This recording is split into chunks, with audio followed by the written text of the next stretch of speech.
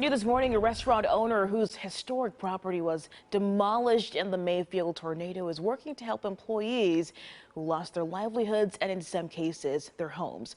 Carr's Steakhouse on Broadway was leveled by the tornado. The staff managed to get everyone out with 10 minutes to spare. Managing partner Daniel Carr rode out the storm with his family at home, and they are safe. He talked with us about venturing out to see the destruction for the first time. We got up here in the dark and walked a few blocks because you really couldn't access downtown very well at all at that point.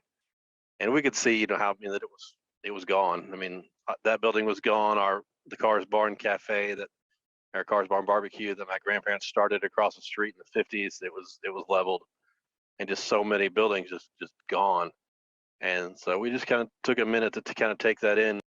Carr said the time to think about rebuilding will come, but for now, it's about taking care of those who worked for him. Some of those employees lost their homes. They have started a GoFundMe account to benefit those workers. We made sure, we got them with somebody, or we got them in housing at least for the next month or so, and the supplies they need, driving them where they need to go. And just, those are what we're focused on right now, those kind of efforts. And then just like I said, just being in the streets with everyone else, being in the community, helping wherever we can. We'll post a link to that fund at WKRN.com. That's also where we have other ways to help people in Mayfield and other communities hit hard by this storm.